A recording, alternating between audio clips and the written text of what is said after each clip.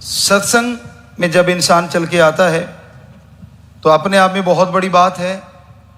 आज घोर कलयुग का समय है और इस समय में राम नाम में बैठना अपने आप में बेमिसाल बात है, बहुत बड़ी बात है।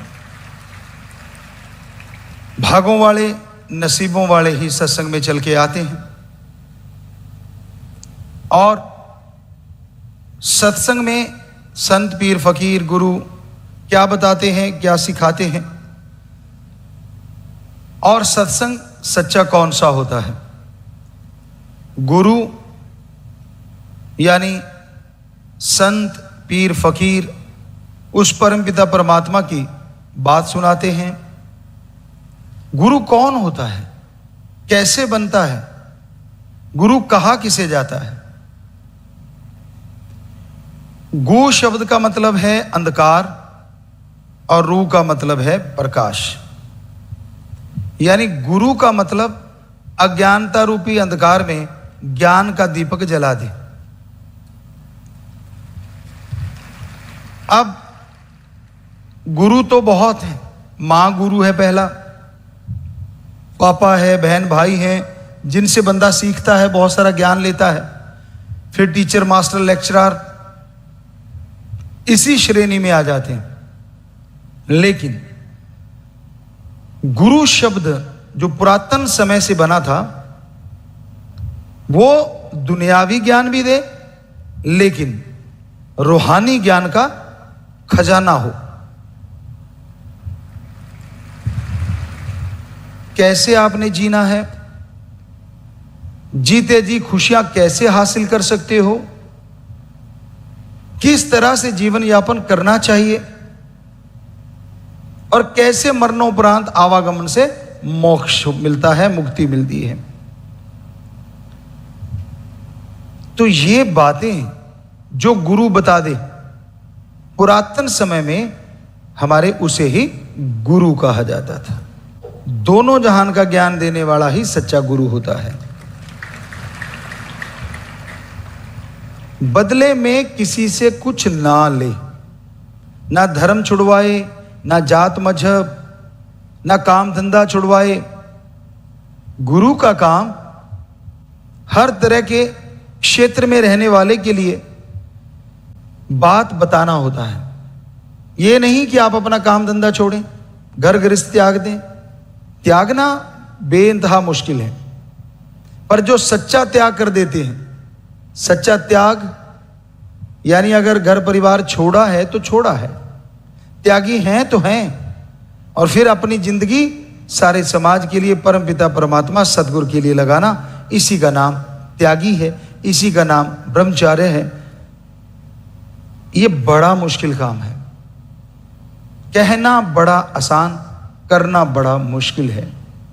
तो गुरु का काम, चाहे वो कोई गर्गरिस्त में रहता है, चाहे कोई त्यागी है, सबके लिए मार्गदर्शन करना, सबको रास्ता दिखाना।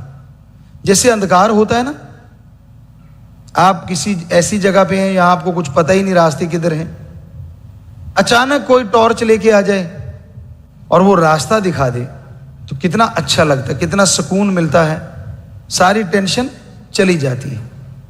उसी तरह ये संसार एक अंधकार की तरह है। जब तक ज्ञान का दीप कोई जलाएगा नहीं, रास्ता नजर आएगा नहीं। तो अलग अलग टीचर, मास्टर, लेक्चरर, उस्ताद कह लो, वो ज्ञान का दीपक जलाते हैं। माँ खाना पीना, रहना, बोलना सब सिखाती है। बाप साथ रहता है साई की तरह, अगर अच्छा बाप है वो भी रास्ता दिखाता है, पढ़ने लिखने का इंतजाम करना, उनकी रक्षा करना बच्चों की। और यही नहीं, हर बात बताता है। फिर दूसरे टीचर आ जाते हैं अलग अलग तरह के, कोई गेम का आ गया, कोई स्टडी करवाने वाला आ गया, कोई गाना सिखाने वाला आ गया, कोई साज सिखाने वाला आ गया। तो ये गुरु, उस्ताद, टीचर, मास्टर, लेक्चरर उस श्रेणी में आ गए। पर जिंदगी कैसे जी जाए? आपको मिल जाएंगे इसके टीचर, बहुत सारे मिल जाएंगे। ये आप कोर्सेज कर लो, जिंदगी सफल हो जाएगी, ये कर लो, ये हो जाएगा। परमात्मा की भी बात बताने वाले, आपका भविष्य बताने वाले बहुत मिल जाएंगे। और बहुत फिसलते देखे हैं हमने। इसका माथा ये कह रहा है, इसका हाथ ये कह रहा है, इसका मेरा तोता ये बोला, उसका तोता वो बोला, आप सब जानते हो। मतलब आपकी जेब तक है, जेब से आपके वाले पैसे निकले, तोते से जो मर्जी बुला लो। सो सारा सिस्टम है, दुनिया उसमें लगी हुई है। पर सच्चा गुरु वो होता है रूहानियत में, सूफियत में या हमारे धर्मों में, जो धर्म का रास्ता बताए, कर्म का रास्ता बताए, ज्ञान का रास्ता बताए और आत्मा का, परमात्मा तक जाने का रास्ता बताए। बदले में किसी से कुछ भी ना ले। गुरु जो अपनी पदवी पे होता है, जैसे सच्चे सौदे की रीत है, तो साईं मस्ताना जी महाराज आए तो साईं मस्ताना जी महाराज, और कोई गुरु नहीं। परम पिता शास्त्र नाम जी दाता रहबर उस बॉडी में आए तो शास्त्र नाम जी दाता रहबर, सच्चे सौदे में कोई दूसरा गुरु नहीं। ऐसे ही अब ये नहीं कह सकते आप, अब क्योंकि परम पिता जी ने उस चीज को बदल दिया है। हम थे, हम हैं, हम ही रहेंगे। तो अब ये जो बॉडी आपके सामने शरीर बैठा है, हम तो उस रूप में बोले जिसमें ये शरीर आया, जिसका ये नाम रखा गया, तो खाकसार हैं, चौकीदार हैं, वो रहेंगे हमेशा, बोलते भी रहेंगे क्योंकि तीनों बॉडियों ने बोला है। लेकिन दूसरे शब्द में बोले तो शास्त्र नाम शाह मस्तान दाता रहबर, और ये मीत के रूप में आपके सामने जो बैठा है, तो यही आपको पहले भी बोला कि हम गुरु थे, हैं और हम ही रहेंगे और आगे भी हम हैं।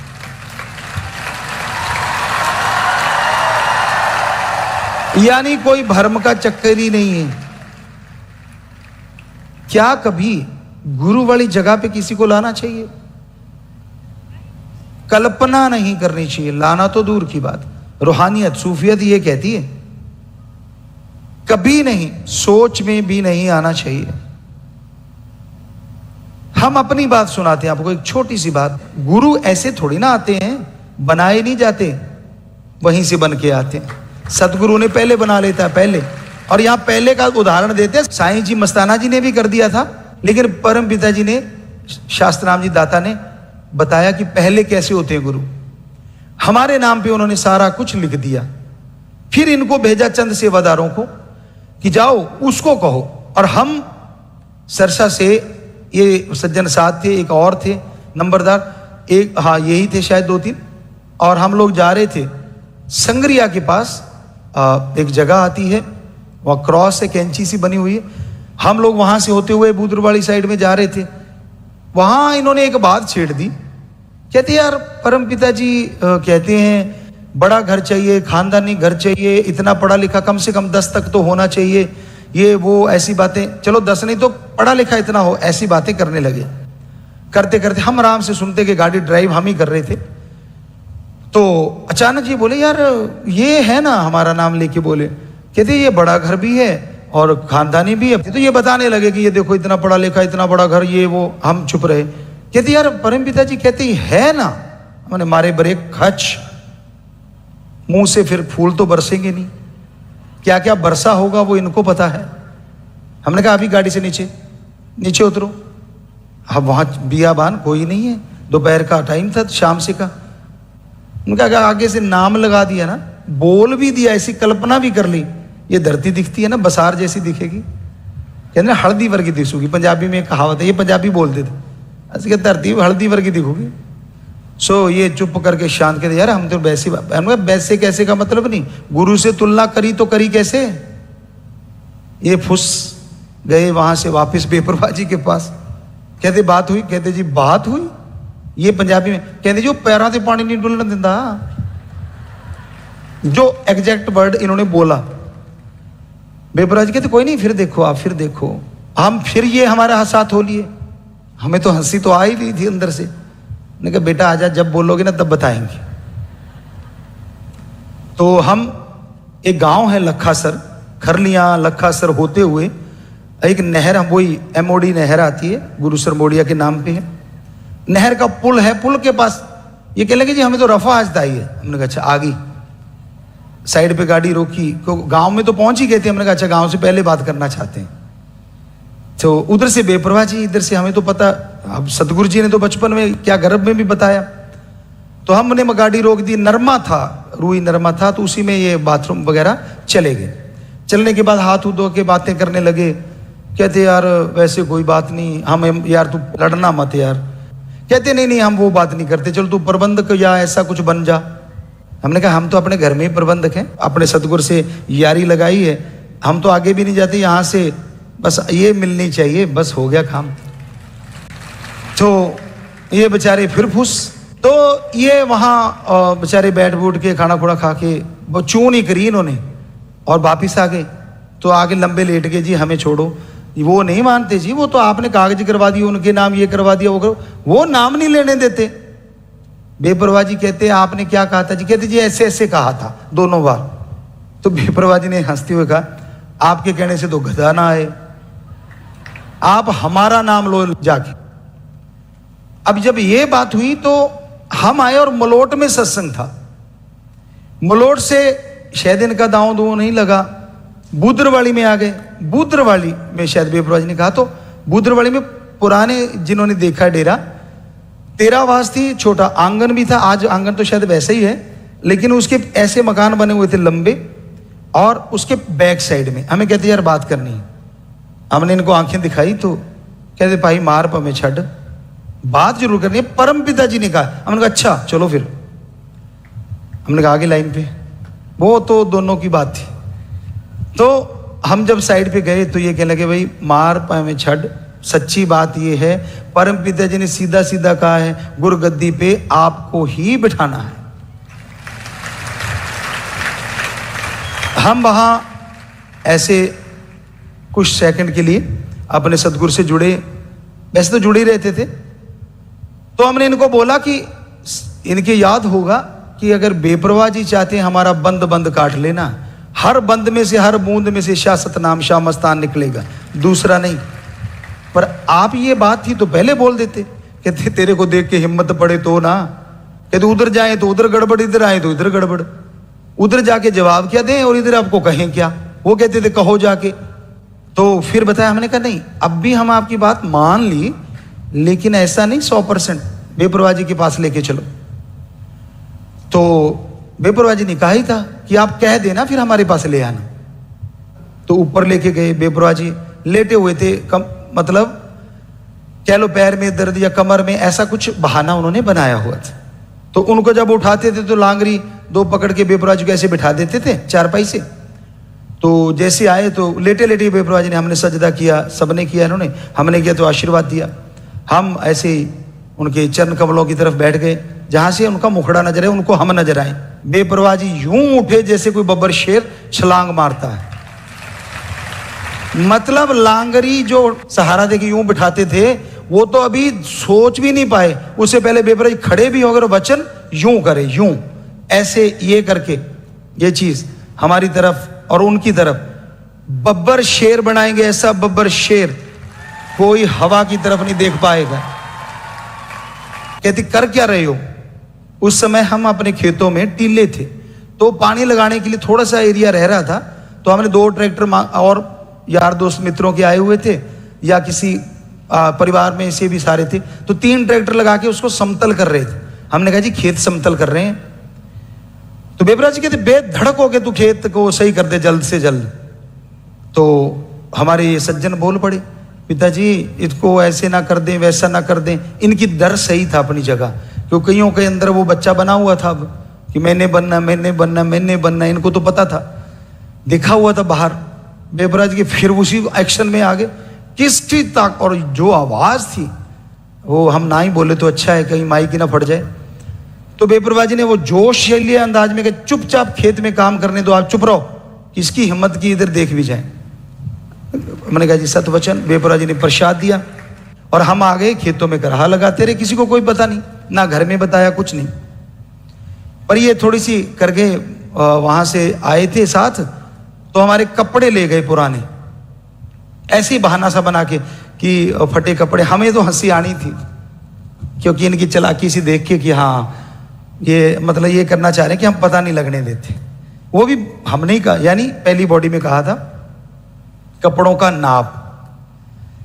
तो ये कपड़े मांग लाए, कुर्ता पजामा जो भी था वो ये ले आए किसी बहाने से कि मैंने पहना या तूने पहना करके, और वो ले आए। तो 3 दिन या 4 दिन बाद बेबुरा जी ने बुला लिए कि सारी फैमिली के साथ आ जाएं और बता के आना है। तो फिर हमने सारे परिवार को बताया। तो फादर साहब कहने, तब उन्होंने बोला था, सिर्फ वही एक ऐसे उच्च कोटि के एक भक्त या हाजमे वाले बंदे देखे हमने, वरना तो क्या मिनट में कर देते लोग। कहते मुझे तो उन संतों ने पहले ही कह दिया था 23 साल तक तेरे पास रहेगा, 23 साल होने के बाद ये तेरे पास से चला जाएगा, अगर ऐसा बच्चा आएगा चाहिए तो ले ले। तो कहता जी मैं डर गया कि 23 साल के बाद क्या होगा। वो कहता है नहीं होना हवाना उसको कुछ नहीं है, लेकिन 23 साल के बाद वो जिस लिए आया और जिसका है उसके पास चला जाएगा। फिर सब वहां से आए और फिर आप आगे की कहानी तो आपको बहुत बार बताई है कि 22 को ही शाम को बेपरवाह जी ने कह दिया था कि दोनों जहान की दौलत हमने इनके झोली में डाल दी। ये हुआ था सारा कुछ। तो गुरु ऐसे नहीं बन जाते, कोई बैठा बैठा कोई बोल ले सोच ले। इसलिए हम कहते कि हम, बेपरवाह जी ने जो बोला, हम थे, हम हैं और हम ही रहे। ये गुरु बनाए नहीं जाते, ये पैदा होते हैं। और गुरु वो होता है जो गुरु के वचनों पे 100% ठोक के पैरा देता है, 100%।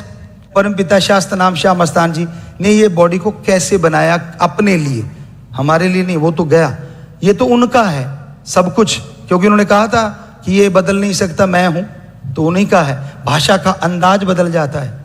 आपने सुना होगा जब हम बैठा करते थे, बेपरवाह जी ने दलीप सिंह जी कविराज होते थे, उनसे बुलवाया करते थे, पैमाना बदलता रहता बदलती मैं हकीकी नहीं। ये कवाली आज भी है। तो जब हम बराबर बैठा करते थे तो बेपरवाह जी ने कम से कम वो 13 महीनों में 5-7 बार वो कवाली, और जब मीटिंग चला करती थी तब भी स्टेज से कह के 2-3 बार वो कवाली गवाई थी। तो इशारे तो बहुत हुए थे पर पकड़ने वाला कोई चाहिए। अब याद आ गया होगा, खास करके कविराजों को तो जरूर याद होगा अगर ध्यान देंगे, कि ये कवाली कह के बुलवाते थे कि दलीप सिंह वो सुना। एक भजन और, पार सर से तो दिखे कुल्ली यार दी, वो डेरा पीर था। बेपरवाह जी ये भी कह के गवाया करते थे। फिर जब हम दोनों बैठे होते थे, आप कई बार सोचते होंगे हम दोनों आपस में क्या बातें करते थे, दोनों बाडियां। आपने देखा होगा बहुत बार कि बैठे बैठे दोनों आपस में बातें भी करते थे, हंसते भी थे दोनों आपस में बातें करके। आपको बताया था कि मास्टर वो जो मिड्डू खेड़े वाला था, दर्शन सिंह, उसने एक भजन भी गाया था कि आप दोनों हंसते रहते हो, मुस्कुराते रहते हो, हमें भी बता दो, हम भी हंस लिया करें। वो बहुत बातें होती थी ऐसी। वो हमें कहा करते थे, कहते पहले तो बेटा बेटा चलता था आप लोगों के सामने, वहां यार भी चलता था। और ये सबके सामने कहा था हमें। जब बीकानेर से आए, निशानी देने लगे, तो दूसरों को कुछ और दे दिया और हमें एक छल्ला दिया गाड़ी का, और उसमें बब्बर शेर बना हुआ था नीचे बहुत बड़ा। तो सबने देखा, इतना चमचमाता, ऐसे लगा जैसे गोल्ड का हो, उससे भी बेशकीमती था हमारे लिए। तो वो ऐसे बेपरवाह जी ने पकड़ा और यूं घुमा बब्बर शेर, तो इन सबकी निगाह गई। कहते ऐसे ऐसे से किया, कहते भाई ख्याल ना करना, इनके लिए कुछ अलग से दे रहे हैं। तो ये चुप करके बैठ गए। अभी बैठे ही थे, बेपरवाह जी कहते आप इसको कह लगे, यार आपको इसको कहा करते तेरे वाले यार नहीं आए। हमारे बारे में जब पूछते थे, एक आधे बार ये भी बोला। तो तब इनके सामने बोला कि यार नहीं, इन्हों अज तो असी आपदा पक्का यार बनाने। ये भजन ऐसे नहीं निकल रहे, यारी लगाई है। आप सुनते हो ना इश्क वाले भजन, लगाई थी वैसी है। इतना सा नहीं कुछ आने दिया बाल जितना, और ना वो खसम आने दिया। अब तो बॉडी उनकी है, बात ही खत्म। तब नहीं आने दिया, जो उन्होंने बोल दिया। मजाल है उसमें कोई आ जाए, चाहे माँ आ जाए, बाप आ जाए, बहन आ गया, भाई आ गया, असूल हैं तो हैं। भक्त का ये काम होता है, गुरु के वचनों पे ठोक के पैरा देना। एज ए भक्त हम तो अपना बता रहे हैं। तो फिर इसको वो पदवियां, वो खुशियां, वो सतगुरु मौला सब अपने पास बैठ के भी करवा देते। तो इस तरह बहुत सारी बातें हुआ करती। तो रूहानियत की ये जो टाइम आ रहा है, जो आने वाला है, उसकी चर्चा होती थी। अब आपको नहीं बता सकते हम वो चीजें, बहुत सारी गूढ़ होती थी मोस्टली। तो ऐसी बातें हम दोनों आपस में शेयर किया करते थे।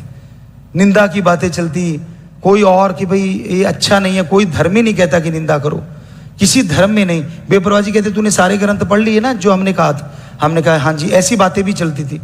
तो क्या कहता है कौन सा धर्म, तो हम उनको सारा बताते कि सारे धर्म यही है कहते हैं। कहते हम तो पहले ही कह रहे हैं। कहते हम भी तो पढ़े हुए हैं सारे। हमने कहा जी आपसे तो आप तो हमें पढ़ा रहे हो, ये क्यों बोलते हो। कहते टिक जा। तो यूं भी बातें चलती थी, जैसे एक यार दोस्त मित्र बातें करते हैं यूं, और बाप बेटा करते हैं, और फिर जैसे करते हैं। सो वो सारी बातें शरेआम भी होती थी, अकेले भी होती थी, अकेले भी बैठते थे हम लोग बहुत बहुत देर दोनों। सो ये उनका रहमो करम है। हम आज भी कहते हैं, अगर उस बॉडी की बात करें तो खाक सार थे हम, कुछ नहीं, कुछ भी नहीं थे। चाहे कितना भी टैलेंट गुरुजी ने, बेपरवाह जी ने जन्म से भरा था, वो भी उन्होंने भरा जब गुरुमंत्र दिया, उसके बाद वो टैलेंट बाहर आया था, पहले नहीं। जबकि जन्म से था वो सब। तो ये उनका रहमो करम है।